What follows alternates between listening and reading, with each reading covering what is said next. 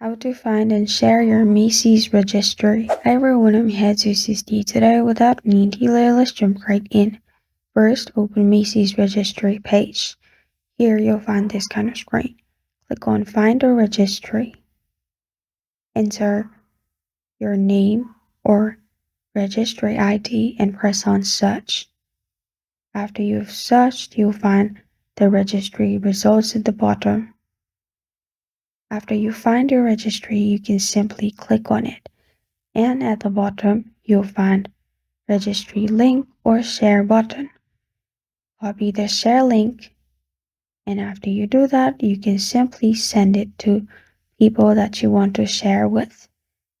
And this is how to find and share your Macy's registry. Thank you for joining me today. If this video helps you out, please leave a like and subscribe for more. Got a question or want to suggest a topic, comment below. Thank you for watching.